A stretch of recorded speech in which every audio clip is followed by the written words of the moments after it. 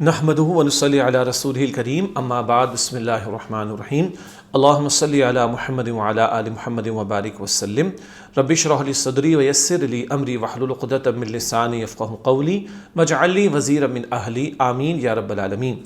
عزیز البات طالبات، محترم حضرات و خواتین، السلام علیکم ورحمۃ اللہ وبرکاتہ۔ چکے ہیں تو آج سے ہم 29 پارے کی مکی صورتوں کا آغاز کر رہے ہیں اور اس کی آیات 1 تا 14 1 سے 14 کا مطالعہ کر رہے ہیں، اور بک 3 کے پیجز ہیں 146 اور 147۔ نئی صورت شروع ہوتی ہے تو ربط صورت کو بھی سمجھتے ہیں، وہ بعد میں آئے گا، لیکن سب سے پہلے یاد آیا ہمیں کہ مقاصد مطالعہ ہم بیان کرتے ہیں۔ لرننگ آؤٹ کم میں آج ہم کیا باتیں سمجھیں گے، مندرجہ ذیل باتیں معلوم ہو جائیں۔ نمبر 1، برکت کا کیا مطلب ہے؟ یہ لفظ ہم استعمال کرتے ہیں، تبارک الذی، یہ الفاظ ابھی آئیں گے صورت کے آغاز میں، تو برکت کا مطلب کیا ہے اس پر بات ہوگی انشاءاللہ۔ نمبر 2، اللہ سبحانہ وتعالیٰ نے موت اور زندگی کو کیوں پیدا فرمائی، یہ نظام کیوں ترتیب دیا، یہ سارا کچھ کیوں موت اور حیات کا سلسلہ اللہ نے قائم فرمایا، اس پر بھی بات ہوگی، اس کا مقصد کیا ہے۔ نمبر 3، اللہ سبحانہ وتعالیٰ کی قدرتوں پر غور و فکر کرنے کی دعوت کس طرح دی گئی ہے۔ اس کائنات میں اللہ کی نشانیاں بار بار قرآن توجہ دلاتا ہے، ان پر غور کرو، اللہ کو پہچانو، مانو۔ نمبر 4، جہنم کی شدت کو کس طرح بیان کیا گیا۔ اللہ تعالی ہم سب کو جہنم کے عذاب سے محفوظ رکھے، اس کی شدت کا بیان سورہ ملک میں ہمارے سامنے آئے گا۔ نمبر 5، کن لوگوں کے لیے مغفرت اور اجر عظیم ہے، اللہ ایسے ہی لوگوں میں ہمیں شامل فرمائے۔ تو کن لوگوں کے لیے ہے، دعا تو ہم نے کر لی، ذکر بعد میں ہوگا کہ کن لوگوں کے لیے مغفرت اور اجر عظیم کا وعدہ ہے۔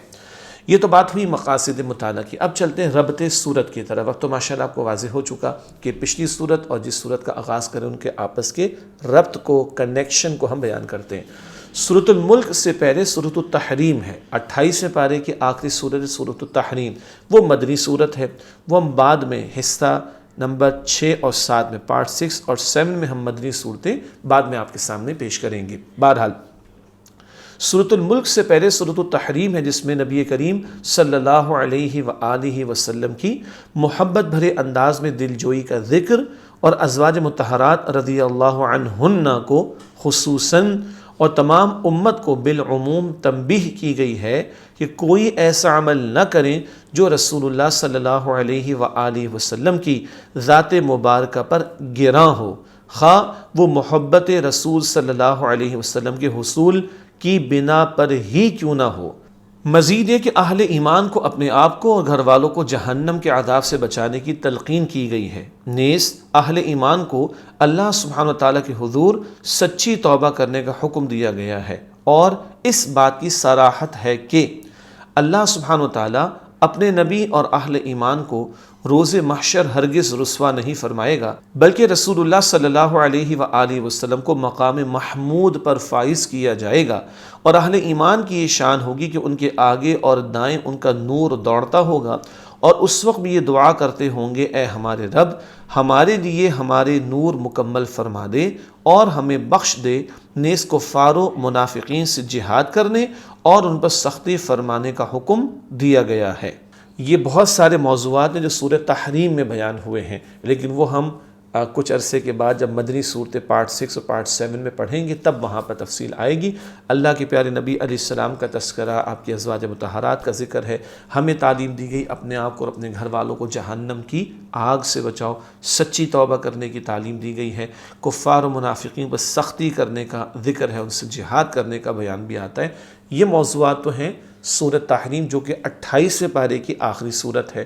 اب ہم سورۃ الملک کے تعلق سے کلام کر رہے ہیں، جبکہ سورۃ الملک میں موت و حیات کا فلسفہ بیان کرتے ہوئے اچھے اعمال کی تلقین اور جہنم کی ہولناکیوں کا ذکر ہے۔ آخرت کی فکر کو نمایاں کرتے ہوئے بتایا گیا کہ منکرین کو آخرت میں گناہوں کا اعتراف کوئی فائدہ نہیں دے گا، البتہ بن دیکھے اللہ سبحانہ وتعالیٰ سے ڈرنے والے مغفرت اور بڑے اجر کے مستحق قرار پائیں گے۔ سورہ تحریم میں توبہ کا ذکر بھی آیا، سورہ ملک میں نیک اعمال کرنے کا ذکر ہے، اور برے اعمال کرنے والوں کے لیے جہنم کے عذاب کا شدید بیان بھی ہے، اور بتایا جا رہا ہے کہ آخرت میں گناہوں کا اعتراف کرنے کا کوئی فائدہ نہیں۔ توبہ آج دنیا میں کر لو تو فائدہ ہے، کل آخرت میں توبہ کرنے کا نہ موقع ہوگا نہ گناہوں کا اعتراف کرنے کا کوئی فائدہ ہوگا۔ یہ ربط ہوا سورہ تحریم اور سورہ ملک کے مضامین کا۔ اب چلتے ہیں شان نزول اور تعارف۔ سورۃ الملک کا ہم مطالعہ کر رہے تو اس کا کچھ پس منظر، اس کا تعارف اور مضامین آپ کے سامنے رکھتے ہیں۔ یہ سورت نبی کریم صلی اللہ علیہ وآلہ وسلم کی مکی زندگی کے ابتدائی دور میں نازل ہوئی۔ سورۃ الملک سے لے کر سورۃ الناس تک زیادہ تر مکی صورتیں ہیں۔ تقریباً ان سب صورتوں کا مرکزی موضوع اسلام کے بنیادی عقائد، توحید، رسالت، آخرت، جنت و دوزخ کے حالات اور اسلام کی تبلیغ کے لیے حضور نبی کریم صلی اللہ علیہ وآلہ وسلم کو ہدایات اور تسلی دینا ہے۔ نبی اکرم صلی اللہ علیہ وآلہ وسلم نے فرمایا، قرآن حکیم میں 30 آیتوں کی ایک صورت ہے جو اپنے پڑھنے والے کے لیے سفارش کرے گی۔ اسی سورہ ملک کا ذکر ہو رہا ہے جس میں 30 آیات ہیں۔ تو سورۃ الملک میں توحید، رسالت اور آخرت کا موضوع، جنت و جہنم کا تذکرہ، نبی صلی اللہ علیہ وسلم کی دعوت و تبلیغ کے حوالے سے تلقین اور ہدایات کا بیان اور تسلی کا ذکر بھی ہمارے سامنے آئے گا۔ اور یہ وہ صورت ہے جس کی 30 آیات ان کی تلاوت کرنے والوں کے لیے حضور علیہ السلام نے فرمایا کہ وہ پڑھنے والے کے لیے سفارش کرے گی یہ صورت، حتیٰ کہ اسے بخش دیا جائے گا۔ اور وہ صورت تبارک الذی بیدہ الملک ہے جس کا ہم مطالعہ کر رہے ہیں۔ یہ جامع ترمذی، سنن ابی داؤد، سنن نسائی اور سنن ابن ماجہ، یہ 4 کتابیں احادیث کی ان میں یہ روایت موجود ہے۔ حضرت جابر رضی اللہ تعالی عنہ فرماتے ہیں کہ رسول اللہ صلی اللہ علیہ وآلہ وسلم اس وقت تک نہ سوتے جب تک سورۃ السجدہ اور سورۃ الملک کی تلاوت نہ فرما لیتے۔ جامع ترمذی شریف کی روایت ہے۔ سورۃ السجدہ 21ویں پارے میں ہے اور سورۃ الملک ابھی ہم سمجھ رہے ہیں اس کا مفہوم انشاءاللہ تعالی۔ تو رات کو نبی کریم صلی اللہ علیہ وسلم سورۃ السجدہ اور سورۃ الملک کی تلاوت کا اہتمام فرماتے۔ ایک اور حدیث شریف میں حضور اکرم صلی اللہ علیہ وآلہ وسلم نے فرمایا، یہ سورت عذاب کو روکنے والی اور عذاب سے نجات دلانے والی ہے، یہ اپنے پڑھنے والے کو عذاب قبر سے بچا لے گی۔ یہ جامع ترمذی شریف کی روایت ہے۔ مختصر صورت ہے۔ اللہ تعالیٰ مجھے اور آپ کو باقاعدہ رات کو اس کی تلاوت کرنے کی توفیق عطا فرمائے۔ اس سفارش کرنے والی، عذاب سے بچانے والی اور قبر کے عذاب سے بچانے والی صورت ہے اللہ کے نبی صلی اللہ علیہ وسلم کی ان مبارک احادیث کے مطابق۔ ایک اور اہم نقطہ، ملک کے معنی حکومت یا بادشاہت کے ہیں۔ ملک کا مفہوم کیا ہے؟ حکومت یا بادشاہت۔ اس صورت میں اللہ سبحانہ وتعالیٰ کی قدرت و عظمت کا بیان ہے جو اس کائنات کا بادشاہ ہے۔ کفر کے ہولناک نتائج سے ڈرایا گیا ہے اور بتایا گیا ہے کہ اللہ سبحانہ وتعالیٰ کی پکڑ سے بے خوف نہیں ہونا چاہیے۔ اللہ سبحانہ وتعالیٰ نافرمان بندوں کو دنیا و آخرت میں سزا دینے پر قادر ہے۔ سورت کا نام الملک اور ملک کا مفہوم حکومت اور بادشاہت۔ اللہ تعالیٰ جو حقیقی بادشاہ ہے پوری کائنات کا، اس کی قدرتوں کا اور اس کے اختیارات کا تذکرہ اس صورت میں ہمارے سامنے آ رہا ہے۔ اب آئیے اس صورت کی آیات کا ترجمہ پہلے آپ کے سامنے رکھتے ہیں، پھر تشریح کی طرف چلیں گے۔ سورۃ الملک کی پہلی 3 آیات اس وقت ہمارے اور آپ کے سامنے اسکرین پر موجود۔ اعوذ باللہ من الشیطان الرجیم، میں اللہ کی پناہ میں آتا ہوں شیطان مردود سے۔ بسم اللہ الرحمن الرحیم، اللہ کے نام سے شروع جو بڑا مہربان نہایت رحم فرمانے والا ہے۔ تبارک الذی، بہت ہی بابرکت ہے وہ اللہ، بیدہ الملک، جس کے دست قدرت میں ساری بادشاہی ہے، وہو علی کل شیء قدیر، اور وہ ہر چیز پر قدرت رکھنے والا ہے۔ الذی خلق الموت والحیات، جس سے موت اور زندگی اس لیے پیدا فرمائی، لیبلوکم، تاکہ تمہیں آزمائے، ایکم احسن عملا، کہ تم میں سے عمل کے اعتبار سے کون اچھا ہے، وہو العزیز الغفور، اور وہ بہت غالب بڑا ہی بخشنے والا ہے۔ الذی خلق 7 سماوات طباقا، وہ جس نے 7 آسمان اوپر نیچے بنائے۔ ما تری فی خلق الرحمن من تفاوت، تم رحمان کی تخلیق میں کوئی فرق نہیں دیکھو گے۔ فرجع البصر، تو تم نگاہ ڈالو اور دیکھو، هل تری من فطور، کیا تمہیں کوئی شگاف نظر آتا ہے؟ اگلی آیات سورۃ الملک آیات 4 تا 7۔ ثم ارجع البصر کرتین، پھر تم دوبارہ نگاہ ڈالو، ینقلب الیک البصر خاسئا وهو حسیر، نگاہ تھک ہار کر تمہاری طرف ناکام پلٹ آئے گی۔ وَلَقَدْ زَيَّنَّا السَّمَاءَ الدُّنْيَا بِمَصَابِيحَ، اور یقیناً ہم نے آسمانی دنیا کو چراغوں ستاروں سے زینت دی۔ وَجَعَلْنَاهَا رُجُومًا لِلشَّيَاطِينِ، اور انہیں شیطانوں کے مارنے کا ذریعہ بھی بنایا۔ وَأَعْتَدْنَا لَهُمْ عَذَابَ السَّعِيرِ، اور ہم نے ان کے لیے بھڑکتی آگ کا عذاب تیار کر رکھا ہے۔ وَلِلَّذِينَ كَفَرُوا بِرَبِّهِمْ، اور جنہوں نے اپنے رب کا انکار کیا ان کے لیے عذاب جہنم، جہنم کا عذاب ہے۔ وَبِئْسَ الْمَصِيرُ، اور وہ بہت برا ٹھکانہ ہے۔ اِذَا أُلْقُوا فِيهَا، جب وہ اس میں ڈالے جائیں گے، سَمِعُوا لَهَا شَهِيقًا، تو اس کی خوفناک آوازیں سنیں گے، وَهِيَ تَفُورُ، اور وہ جوش مار رہی ہوگی۔ سورہ ملک کی اگلی آیات ہے، آیات 8 تا 11۔ تَكَادُ تَمَيَّزُ مِنَ الْغَيْظِ، ایسا لگے گا کہ وہ غصے سے پھٹ پڑے گی۔ كُلَّمَا أُلْقِيَ فِيهَا فَوْجٌ، جب بھی اس میں کوئی گروہ ڈالا جائے گا، سَأَلَهُمْ خَزَنَتُهَا، تو اس کے نگران ان سے پوچھیں گے، أَلَمْ يَأْتِكُمْ نَذِيرٌ، کیا تمہارے پاس کوئی ڈر سنانے والا نہیں آیا تھا؟ قَالُوا بَلَىٰ، وہ کہیں گے کیوں نہیں، قَدْ جَاءَنَا نَذِيرٌ، یقیناً ہمارے پاس ڈر سنانے والا آیا تھا۔ فَكَذَّبْنَا، تو ہم نے اسے جھٹلایا۔ وَقُلْنَا مَا نَزَّلَ اللَّهُ مِن شَيْءٍ، اور ہم نے کہا کہ اللہ نے کوئی چیز نازل نہیں کی، ان انتم الا فی ضلال کبیر، تم تو بہت بڑی گمراہی میں ہو۔ وقالوا لو كنا نسمع او نعقل، اور وہ کہیں گے اگر ہم سنتے یا سمجھتے، ما كنا فی اصحاب السعیر، تو ہم جہنم والوں میں نہ ہوتے۔ فاعترفوا بذنبهم، تو وہ اپنے گناہ کا اعتراف کر لیں گے۔ فسحقا لاصحاب السعیر، تو جہنم والوں کے لیے اللہ کی رحمت سے دوری ہے۔ اگلی آیات سورۃ الملک، آیات 12 تا 14۔ ان الذین یخشون ربهم بالغیب، بے شک جو لوگ بغیر دیکھے اپنے رب سے ڈرتے رہے، لہم مغفرۃ اجر کبیر، ان کے لیے بخشش اور بہت بڑا اجر ہے۔ وَأَسِرُّوا قَوْلَكُمْ أَوِ اجْهَرُوا بِهِ، اور تم لوگ اپنی بات چھپاؤ یا اسے زور سے کہو، اللہ کو علم ہے۔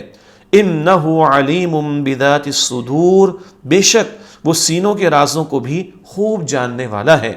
أَلَا يَعْلَمُ مَنْ خَلَقَ، بھلا وہی نہیں جانے گا جس نے پیدا فرمایا ہے۔ وَهُوَ اللَّطِيفُ الْخَبِيرُ، اور وہ نہایت باریک بین، ہر چیز سے خوب باخبر ہے۔ یہ الحمدللہ سورہ ملک کی 14 آیات کا ترجمہ ہوا مکمل۔ اب ان آیات کی تشریح کی طرف چلتے ہیں۔ سب سے پہلے سورہ ملک کی پہلی آیت، بسم اللہ الرحمن الرحیم، تبارک الذی بیدہ الملک وہو علی کل شیء قدیر، بہت ہی بابرکت ہے وہ اللہ جس کے دست قدرت میں ساری بادشاہی ہے اور وہ ہر چیز پر قدرت رکھنے والا ہے۔ یہ آیت نمبر 1، اللہ سبحانہ وتعالیٰ کی صفات کا بیان۔ اللہ سبحانہ وتعالیٰ بابرکت ہے، مالک ہے اور ہر چیز پر قدرت رکھنے والا ہے۔ اب ایک سوال یہ ہے کہ برکت سے مراد کیا ہے؟ بہت اہم اور قیمتی لفظ ہے۔ برکت سے مراد کسی شے میں غیر محسوس طور پر اضافہ ہونے کو برکت کہتے ہیں۔ بات سمجھ آ رہی؟ کسی شے میں غیر محسوس طریقے پر، غیر محسوس طور پر اضافہ ہونے کو برکت کہتے ہیں۔ اللہ سبحانہ وتعالیٰ کے بابرکت ہونے سے مراد اللہ سبحانہ وتعالیٰ کل خیر کا پیدا کرنے والا ہے اور ہر خیر کو ظاہر فرمانے والا ہے۔ کل خیر اسی کی ذات کے ساتھ خاص ہے۔ کل خیر پیدا کرنے والا کون؟ اللہ، اور خیر کو ظاہر فرمانے والا کون؟ اللہ، اور کل کا کل خیر کس کی طرف سے ہے؟ اللہ کی طرف سے۔ تو برکت بھی آئے گی تو کس کی طرف سے؟ اللہ کی طرف سے۔ ہم چاہتے ہیں برکتوں میں اضافہ ہو تو اللہ کی فرما برداری، اللہ کی یاد، اللہ کے احکام پر عمل، اللہ کا ذکر، ان چیزوں سے اللہ سے تعلق مضبوط ہوگا تو خیر ہی خیر ملتی جائے گی، برکت ہی برکت ہمیں ملتی چلی جائے گی انشاءاللہ۔ اگلا نقطہ، اللہ سبحانہ وتعالیٰ کے ہاتھ میں ساری بادشاہی ہونے سے مراد اللہ سبحانہ وتعالیٰ ہی ہر شے اور کل کائنات کا تنہا مالک ہے۔ وہی اس کائنات کا حقیقی مالک ہے، وہی خالق ہے، وہی تنہا اور حقیقی طور پر اس کائنات کا مالک ہے۔ جو کچھ ہمارے پاس ہے وہ اصل میں اللہ سبحانہ وتعالیٰ کی دی ہوئی امانت ہے۔ اس جسم کا مالک میں نہیں، خالق اللہ ہے، مالک وہ ہے، میرے پاس تو یہ امانت ہے، اور کل اس جسم اور پورے وجود اور ان صلاحیتوں کے بارے میں اللہ کے سامنے مجھے جواب دینا ہے۔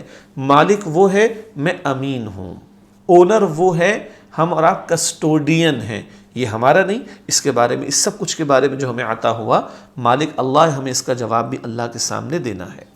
اللہ سبحانہ وتعالیٰ کی صفت قدرت کا بیان۔ اللہ سبحانہ وتعالیٰ نہ صرف اس پوری کائنات اور اس میں موجود ہر شے کا خالق و مالک ہے، بلکہ وہ ہر چیز پر مکمل اختیار رکھتا ہے اور کوئی شے اس کی قدرت سے دور نہیں، ہر بات پر پورا اس کا اختیار ہے، ہر شے پر وہ پورا اختیار رکھتا ہے۔ یہ ہے اللہ سبحانہ وتعالیٰ کی عظمت کا بیان اور اس کا تعارف جو ہمارے سامنے آ رہا ہے۔ علمی بات، اللہ سبحانہ وتعالیٰ کی صفت قدرت کے صحیح ادراک سے بہت سے باطل نظریات کی نفی ہو جاتی ہے، غلط تصورات، باطل تصورات، نظریات ان کی نفی ہو جاتی ہے اگر اللہ تعالیٰ کی صفت قدرت کا ہمیں ادراک ہو، اس کا ہمیں فہم ہو۔ مثلا ایک باطل تصور ہے کہ اللہ سبحانہ وتعالیٰ نے کائنات کو تخلیق کیا اور کچھ طبعی قانون بنا دیے، فزیکل لا۔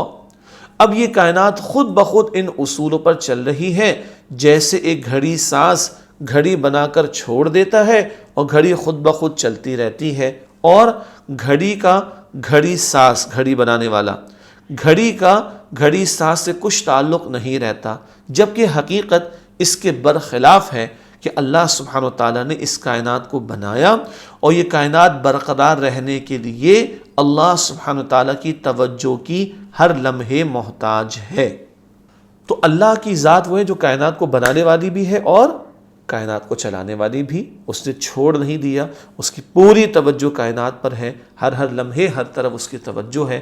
لا تأخذہ سنۃ ولا نوم، آیت الکرسی میں پڑھتے ہیں نا، نہ اسے اونگ آتی ہے نہ نیند، کبھی اس کی توجہ اس کائنات کی طرف سے بالکل بھی نہیں ہٹتی۔ آیت نمبر 2، الذی خلق الموت والحیاۃ لیبلوکم ایکم احسن عملا وہو العزیز الغفور، جس نے موت اور زندگی اس لیے پیدا فرمائی تاکہ تمہیں آزمائے کہ تم میں سے عمل کے اعتبار سے کون اچھا ہے، اور وہ بہت غالب، بڑا ہی بخشنے والا ہے۔ اللہ سبحانہ تعالیٰ کی صفت تخلیق کا بیان۔ اللہ سبحانہ تعالیٰ نے موت اور زندگی پیدا فرمائی، جیسے کہ سورۃ البقرہ آیت نمبر 28 میں آتا ہے کہ تم اللہ سبحانہ تعالیٰ کے ساتھ کیسے کفر کرتے ہو، حالانکہ تم مردہ تھے، اس نے تمہیں زندہ کیا، پھر تمہیں موت دے گا، پھر زندہ کرے گا، پھر تم اسی کی طرف لوٹائے جاؤ گے۔ یہ سورہ البقرہ میں زندگی موت کے حوالے سے مزید تفصیل بیان ہوئی آیت نمبر 28 میں۔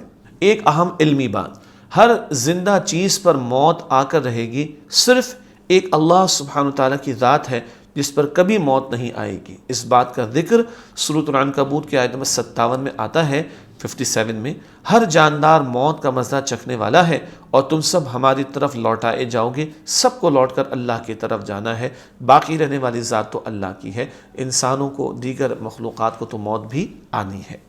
موت بھی ایک مخلوق ہے، یہ عدم محض بالکل نہ ہونے کا نام نہیں، کیونکہ دنیا میں آنے سے پہلے بھی انسان اللہ سبحانہ تعالیٰ کے علم اور اس کی تقدیر میں موجود تھا، اور اس کے دنیا میں آنے کا وقت مقرر تھا، مگر روح و جسم کا اتصال نہیں ہوا تھا، اسے موت قرار دیا۔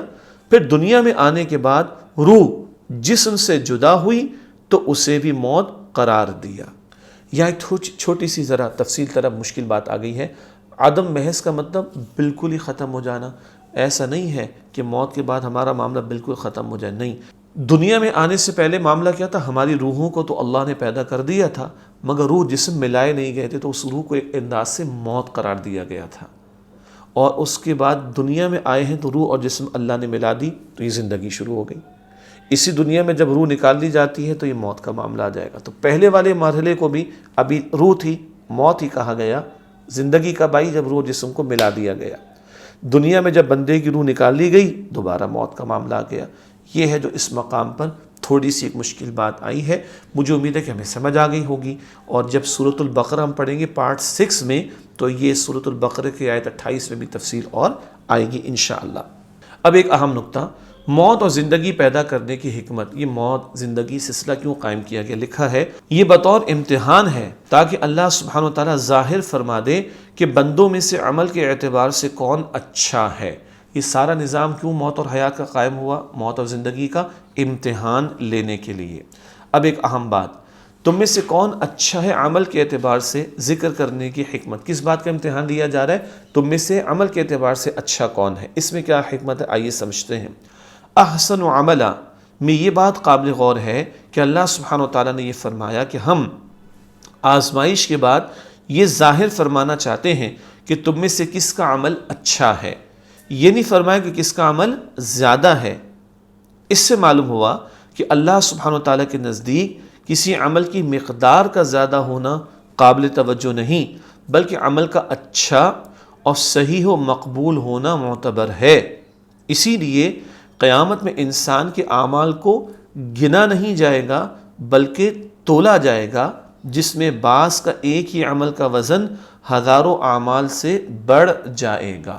بہت قیمتی بات ہے، یہ نہیں فرمایا کہ تم میں سے کسی نے کتنا عمل کیا، نہیں، کتنا اچھا عمل کیا۔ گننے کا معاملہ نہیں ہوگا، تولنے کا معاملہ ہوگا۔ عمل اچھا کیا، صحیح نیت کے ساتھ کیا، اللہ کے مقبول بھی ہوا کہ نہیں، اس بات کی اہمیت ہے۔ اللہ مجھے اور آپ کو یقین بھی عطا کرے اور اخلاص کے ساتھ نیکیوں میں اور آگے بڑھنے کی توفیق عطا فرمائے۔ ایک اہم علمی بات، حضرت عبداللہ ابن عمر رضی اللہ تعالی عنہما نے فرمایا کہ نبی کریم صلی اللہ علیہ وآلہ وسلم نے یہ آیت تلاوت فرمائی یہاں تک کہ احسن عملا تک پہنچے تو فرمایا کہ احسن عملا وہ شخص ہے جو اللہ سبحانہ وتعالیٰ کی حرام کی ہوئی چیزوں سے سب سے زیادہ پرہیز کرنے والا ہو اور اللہ سبحانہ وتعالیٰ کی اطاعت میں ہر وقت تیار ہو۔ قرطبی، یہ امام قرطبی کی مشہور تفسیر ہے، اس میں اس روایت کو نقل کیا گیا۔ تو احسن عملا، بہترین عمل کرنے والا کون ہے؟ حرام باتوں سے بچنے والا اور اللہ سبحانہ وتعالیٰ کی فرما برداری اور اطاعت میں ہر وقت لگے رہنے اور تیار رہنے والا۔ اللہ تعالیٰ ہم سب کو اس کی توفیق عطا فرمائے۔ ایک اور اہم نقطہ اس آیت میں موجود اللہ سبحانہ وتعالیٰ کے اسماء گرامی کا بیان، اللہ تعالیٰ کے پیارے ناموں کا بیان، العزیز اور الغفور۔ ان اسماء گرامی کا آیت کے موضوع سے یہ تعلق ہے کہ اللہ سبحانہ وتعالیٰ نے موت اور زندگی کو بطور امتحان بنایا ہے۔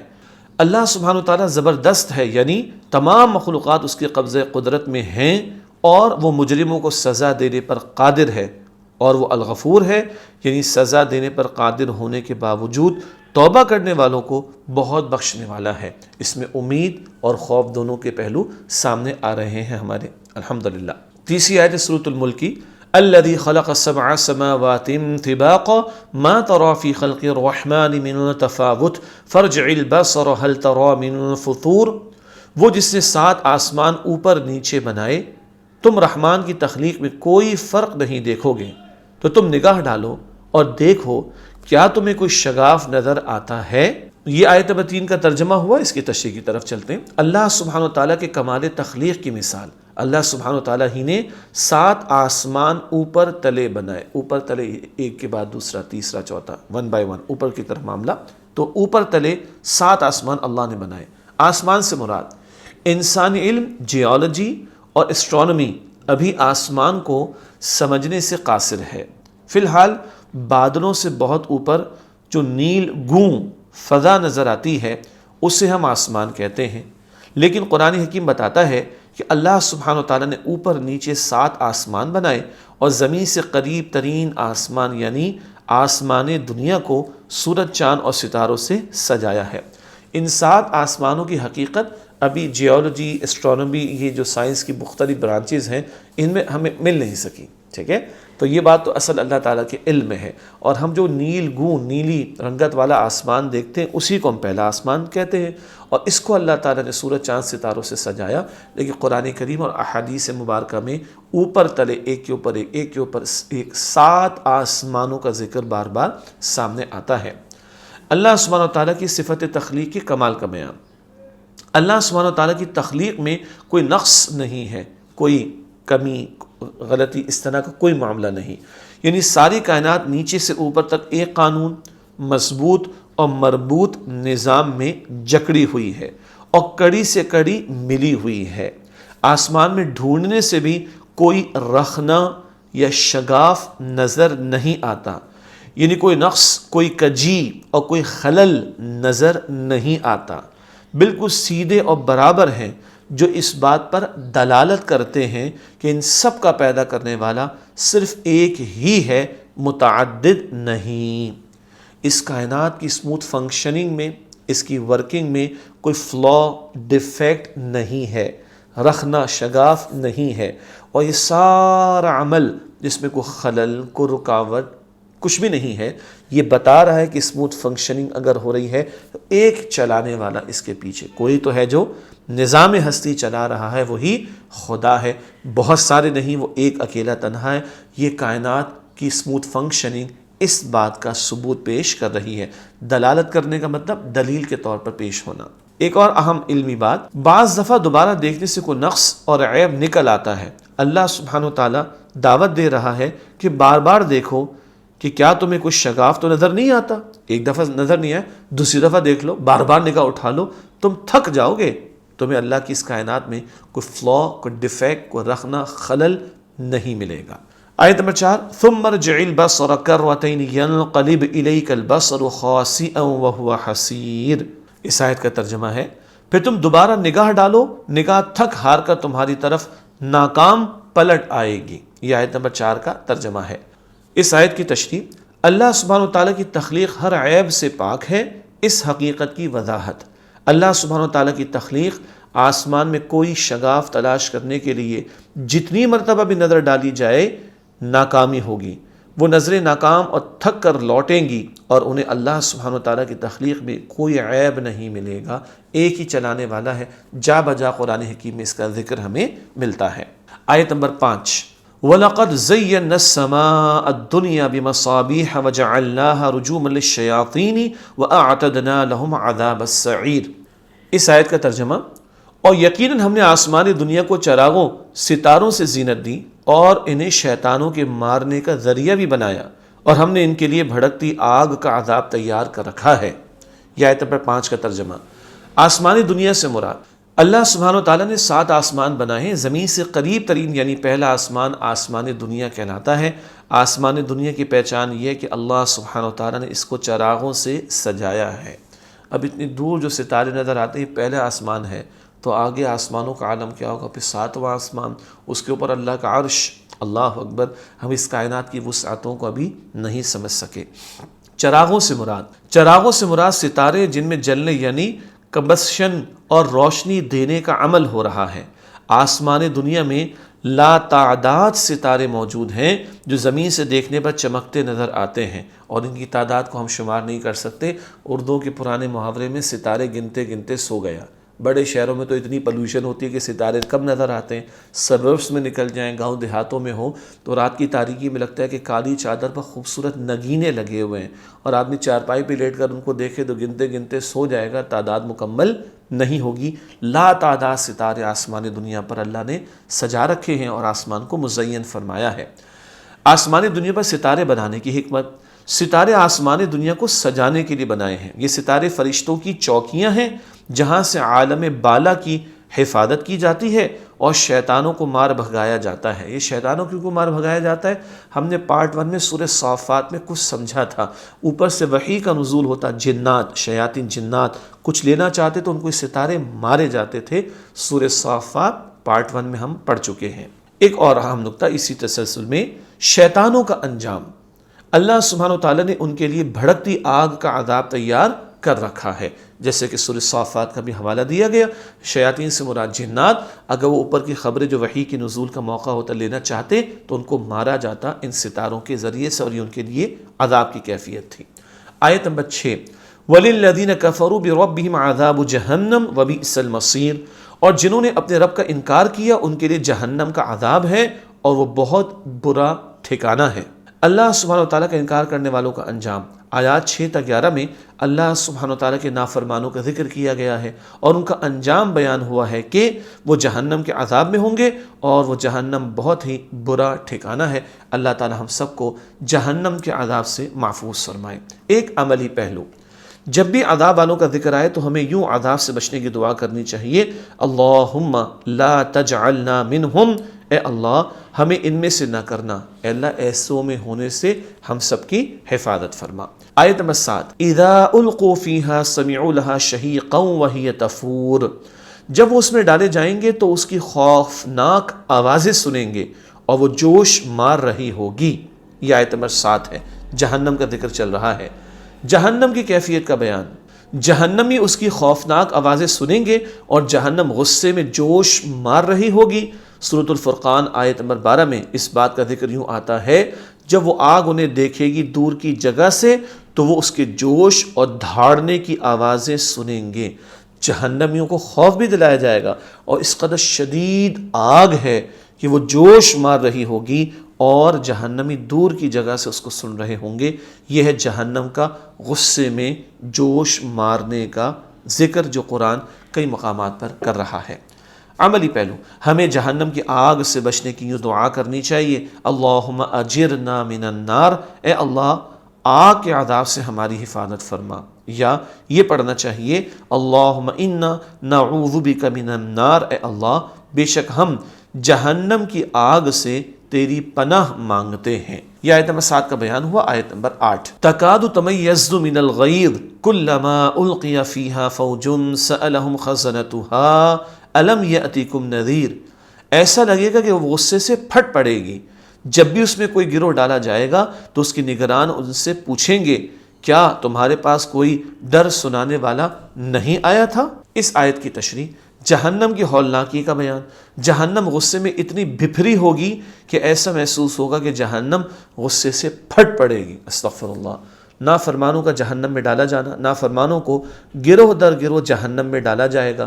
کچھ لوگ شرک کرنے والے، کفر کرنے والے، کوئی قتل و غارت گری کرنے والے، کوئی ایمان والوں کو مذاق اڑانے والے، مختلف گروہ ہوں گے، ان کو جہنم میں عذاب کی طرف دھکیلا جائے گا۔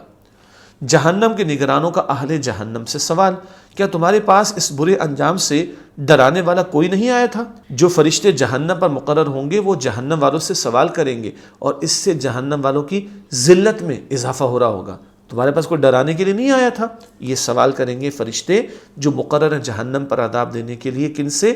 جہنم والوں سے۔ علمی بات، اس سوال کی اصل نوعیت سوال کی نہیں ہوگی کہ جہنم کے نگران ان لوگوں سے معلوم کرنا چاہتے ہوں کہ ان کے پاس اللہ سبحانہ وتعالیٰ کی طرف سے کوئی ڈرانے والا آیا تھا یا نہیں، بلکہ اس سوال کا مقصد مزید زجر و توبیخ کرنا اور سختی سے جھڑکنا ہے۔ زجر و توبیخ، ڈانٹ ڈپٹ کرنا، جھڑکنا، یہ مراد ہے۔ اس لیے وہ خود ان کی زبان سے یہ اقرار کرانا چاہیں گے کہ اللہ نے ان کو بے خبر نہیں رکھا تھا، ان کے پاس انبیاء کرام علیہم السلام بھیجے تھے، یہ بلینک نہیں تھے، تاریکی میں نہیں تھے، ان کو پتہ تھا پیغمبر ڈرانے کو آئے تھے ان کے پاس، مگر ان کی ذلت میں اضافہ ہوگا، ڈانٹ ڈپٹ کر کے ان سے پوچھا جا رہا ہوگا۔ کیا جواب آئے گا ان لوگوں کی طرف سے؟ اگلی آیت، آیت نمبر 9، قالوا بلا قد جاءنا نذير فكذبنا وقلنا ما نزل الله من شيء ان انتم الا في ضلال كبير، وہ کہیں گے کیوں نہیں، یقین ہمارے پاس ڈر سنانے والا آیا تھا تو ہم نے اسے جھٹلایا اور ہم نے کہا کہ اللہ نے کوئی چیز نازل نہیں کی، تم تو بہت بڑی گمراہی میں ہو۔ یہ آیت نمبر 9 کا ترجمہ، اہل جہنم کا نگران کو جواب، وہ تسلیم کریں گے کہ یقیناً ہمارے پاس برے انجام سے ڈرانے والے آئے تھے۔ جہنمی مانیں گے، مگر قیامت کے دن ماننے کا کوئی فائدہ نہیں، دنیا میں ماننے کا فائدہ ہے۔ یہ عملی بات ہمارے سامنے رہنی چاہیے۔ آیت میں ڈرانے والے سے مراد نبی، رسول یا کوئی داعی دین، اللہ کے پیغمبر آتے رہے، اب ختم نبوت کے بعد نبوت کا دروازہ بند ہو گیا، لیکن نیک لوگ، دین کی دعوت دینے والے، ان سب نے پیغام تو پہنچایا۔ تو جہنمی، جہنم والے مانیں گے، ہاں آئے تو تھے ڈرانے والے، مگر اب ماننے کا کوئی فائدہ نہیں ہے۔ اہل جہنم کا اقرار جرم، اہل جہنم خود اقرار کریں گے کہ ہم نے خود ڈرانے والے کو جھٹلایا، اللہ سبحانہ وتعالیٰ کی نازل کردہ وحی کتاب کا انکار کیا اور ڈرانے والوں کو گمراہ کہا، معاذ اللہ۔ یہ اپنے جرائم کا جو اعتراف ہے وہ کریں گے، مگر فائدہ کوئی نہیں۔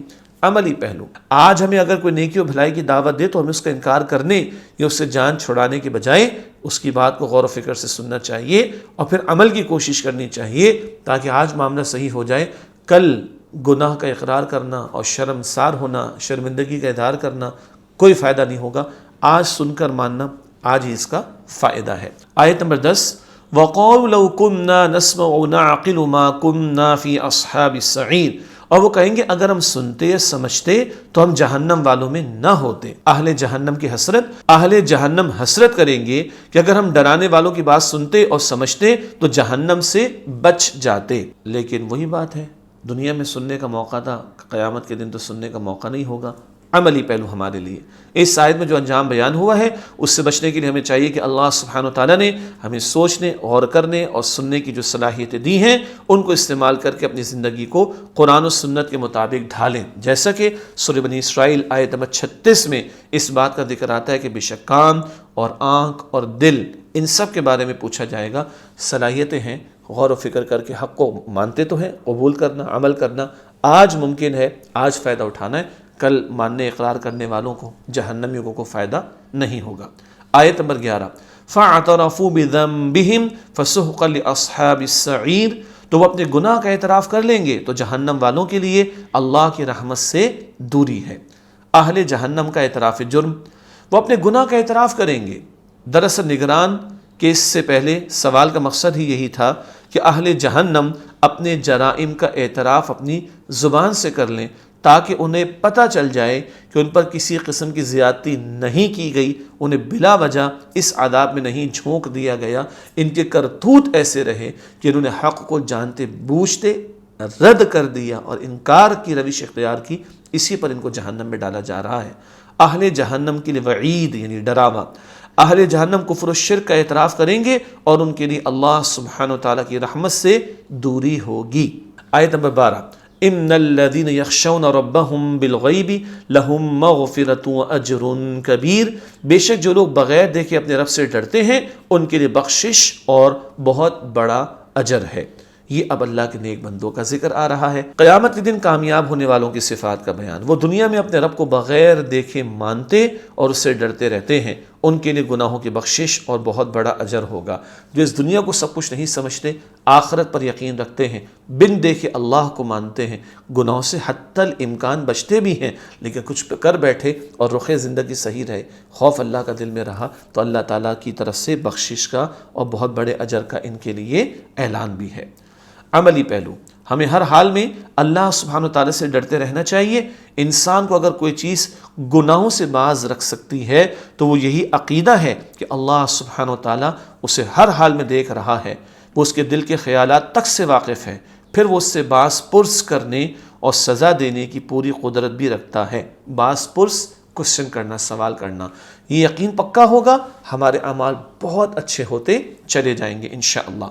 آیت نمبر 13 وَأَسِرُّوا قَوْلَكُمْ أَوِ اجْهَرُوا بِهِ إِنَّهُ عَلِيمٌ بِذَاتِ الصُّدُورِ، اور تم لوگ اپنی بات چھپاؤ یا اسے زور سے کہو، اللہ کو علم ہے، بے شک وہ سینوں کے رازوں کو بھی خوب جاننے والا ہے۔ یہ آیت نمبر 13 کا ترجمہ ہے۔ اللہ سبحانہ وتعالیٰ کی صفت علم کا بیان، پہلے اللہ تعالیٰ کی قدرتوں کا ذکر ہو رہا تھا، اب اللہ کے علم کا بیان آ رہا ہے۔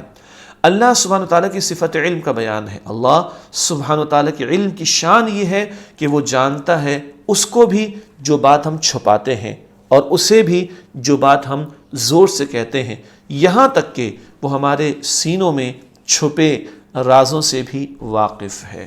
کچھ اللہ سے پوشیدہ نہیں ہے۔ اللہ قادر بھی ہے ہمیں دوبارہ زندگی دینے پر اور ہر بات کا علم رکھنے والا ہے، اور کل قیامت کے دن سوال جواب ہونا ہے۔ اللہ تعالی ہم سب کے حساب کو آسان فرمائے۔ اس حوالے سے ایک اہم عملی پہلو، ہمیں ہر وقت یہ احساس اپنے ذہن میں تازہ رکھنا چاہیے کہ ہمارے کھلے اور چھپے اقوال و اعمال ہی نہیں بلکہ ہماری نیتیں، ہمارے خیالات تک اللہ سبحانہ و تعالیٰ سے مخفی نہیں ہے، مخفی پوشیدہ، سب اللہ کے علم ہے، قول بھی، عمل بھی اور نیتیں بھی۔ جیسا کہ رسول اللہ صلی اللہ علیہ وآلہ وسلم نے ارشاد فرمایا، اعمال کا دار و مدار نیت پر ہے، ہر شخص کو وہی ملے گا جس کی اس نے نیت کی۔ صحیح بخاری سے مسلم شریف کی روایت ہم سب کو یاد ہے، انما الاعمال بالنیات۔ اگلی آیت ہے اور آج کے لیسن کی آخری آیت بھی ہے، سورہ ملک کی آیت نمبر 14، الا یعلم من خلق وهو اللطیف الخبیر، بھلا وہی نہیں جانے گا جس نے پیدا فرمایا ہے اور وہ نہایت باریک بین ہر چیز سے خوب باخبر ہے۔ یہ سورہ ملک کی آیت نمبر 14 کا ترجمہ ہوا۔ اللہ سبحانہ وتعالیٰ کے علم کے کمال کی دلیل، بھلا جو خالق ہو، جس نے بنایا اور مخلوق میں تمام صلاحیتیں رکھیں، وہ کیسے اپنی مخلوق سے ناواقف ہو سکتا ہے؟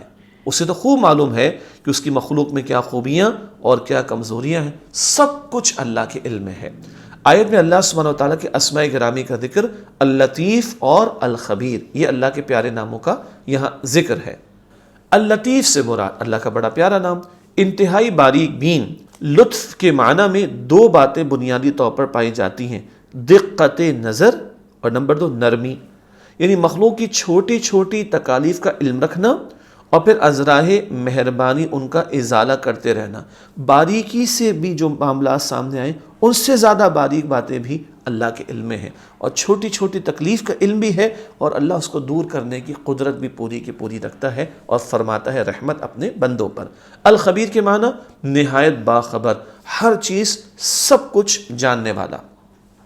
ان صفات باری تعالیٰ کا آیت کے موضوع سے تعلق، اللہ سبحانہ وتعالیٰ اللطیف یعنی باریک بین ہے، وہ انسان کے تمام تقاضوں، خوبیوں اور کمزوریوں کو جانتا ہے، اور الخبیر ہے یعنی اس سے اپنے بندوں کی ایک ایک سوچ، بات اور عمل کی مکمل خبر ہے، سب کچھ جانتا ہے، حاجات کو پورا کرنے والا بھی ہے اور کل حساب کتاب لینے والا بھی ہے۔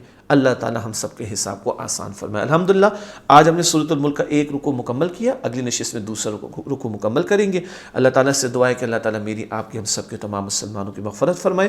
اگلی کلاس میں انشاءاللہ پھر آپ سے ملاقات ہوتی ہے، تب تک کے لیے اجازت، وآخر دعوانا ان الحمدللہ رب العالمین، والسلام علیکم ورحمۃ اللہ وبرکاتہ۔